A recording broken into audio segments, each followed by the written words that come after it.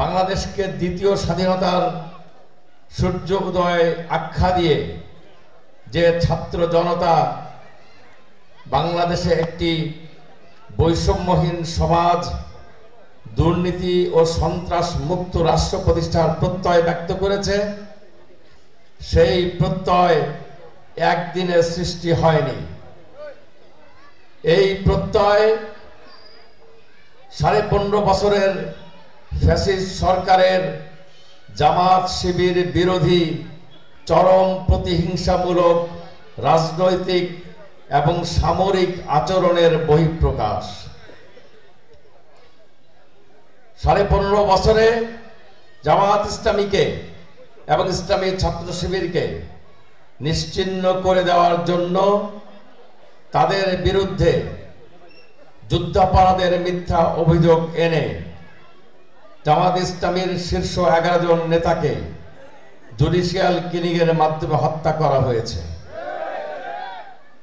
তারা চেয়েছিল জামাত শিবিরের সঙ্গে রাজাকার ট্যাগ লাগিয়ে জনগণ থেকে জামাত ইসলামীকে বিচ্ছিন্ন করা, কিন্তু বাংলাদেশের জনগণ যখন স্লোগান দেয় তুমি কে আমি কে, রাজাকার রাজাকার, এই স্লোগানের পরে ফ্যাসিস্ট সরকারের এই প্রচেষ্টা বুমেরাং হয়েছে।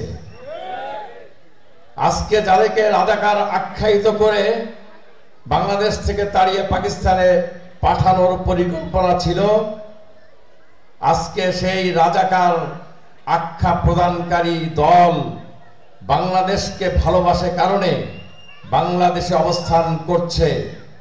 আর যারা নিজেদেরকে স্বাধীনতার ধ্বজাধারী মনে করেছেন তারা তাদের মামুর বাড়ি দিল্লিতে গিয়ে আশ্রয় নিয়েছে। আমি বিস্ময়ের সাথে লক্ষ্য করছি এদেশের জনগণ অত্যন্ত দুঃখ ভারাক্রান্ত হৃদয়ে লক্ষ্য করছে হাজার হাজার শহীদের, লক্ষ লক্ষ ছাত্রের রক্তের বিনিময়ে, হাজার হাজার মানুষের বাড়িঘর ধ্বংস হওয়ার বিনিময়ে যে বৈষম্যহীন বাংলাদেশের প্রত্যাশা এই জনগণ করেছিল, একটি রাজনৈতিক দল তার আচরণ দিয়ে প্রমাণ করেছে তাদের চরিত্র সামান্য বদলায় নাই। তারা তাদের ফ্যাসিবাদী চরিত্র, দুর্নীতি এবং সন্ত্রাসের চরিত্র বহিঃপ্রকাশ ঘটিয়ে বাংলাদেশে এ পর্যন্ত তাদের নিজেদের দলের 73 জন কর্মী সহ 123 জনকে হত্যা করেছে। সারা বাংলাদেশে তারা প্রত্যেকটি জায়গায় চাঁদার ভাগ বসিয়েছে, টেন্ডারবাজি করছে, দখলবাজি করছে। বাংলাদেশের মানুষ বুঝতে পেরেছে যে এই দেশ ফ্যাসিস্ট চালানোর পরে শুধুমাত্র জামাত ইসলামী এবং ইসলামী ছাত্র শিবিরের কাছেই নিরাপদ, যে কারণে তারা এই বাংলাদেশে ডাকসু, জাকসু, চাকসু এবং রাকসু নির্বাচনে জামাত ইসলামীর ছাত্র সংগঠন ইসলামী ছাত্র শিবিরকে ওই চাঁদাবাজদের বিরুদ্ধে 3 গুণ ভোট পাইয়ে দিয়ে নিরঙ্কুশ বিজয় প্রদান করেছে। আমরা নব্য ফ্যাসিবাদীদেরকে হুঁশিয়ার করে দিতে চাই, বাংলাদেশ আপনাদের ফ্যাসিবাদী চরিত্র সহ্য করছে না। বাড়াবাড়ি করলে বাংলাদেশে অবস্থান করতে পারবেন না। একদল তো ভারতে আশ্রয় নিয়েছে, আপনাদেরকে আশ্রয় নিতে হবে বঙ্গোপসাগরে। সুতরাং সাবধান হন। বাংলাদেশকে একটি লেভেল প্লেইং ফিল্ডের মাধ্যমে সকল দলের অংশগ্রহণমূলক এবং প্রতিযোগিতামূলক একটি নির্বাচন উপহারের সুযোগ দিন।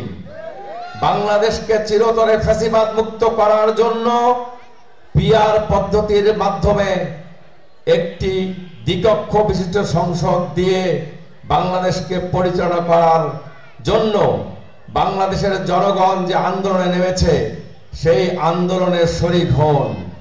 বাংলাদেশ থেকে চিরতরে ফ্যাসিবাদ উৎখাত করার জন্য বিগত সরকারের আমলে যারা মানবতা বিরোধী অপরাধ করেছেন, যারা আয়নাঘর বানিয়েছেন, যারা বাংলাদেশকে একটি কারাগারে পরিণত করেছিলেন, তাদেরকে প্রকাশ্য বিচারের মাধ্যমে তাদের প্রত্যেকের শাস্তির রায় কার্যকর করার জন্য সহযোগিতা করুন। অন্যথায় আপনাদেরকে বিশ্ববিদ্যালয়গুলোতে যেমন করে আস্থা করে ফেলেছে, জাতীয় সংসদ নির্বাচনেও আপনাদেরকে বঙ্গোপসাগরে ফেলে দেবে। আমি আপনাদের প্রত্যেককে আন্তরিকভাবে অভিনন্দন জানাই। বাংলাদেশে একটি ফ্যাসিবাদ মুক্ত বাংলাদেশ, একটি বৈষম্যহীন বাংলাদেশ, একটি সন্ত্রাস ও চাঁদাবাজিবিহীন বাংলাদেশ উপহার দেওয়ার জন্য আগামী বছরের যে ঐতিহাসিক দিন অপেক্ষা করছে, সেই ঐতিহাসিক দিনে, ঐতিহাসিক ক্ষণে আমাদেরকে ঐতিহাসিক ভূমিকা পালন করার তৌফিক আল্লাহ তাআলা আমাদেরকে দান করুন।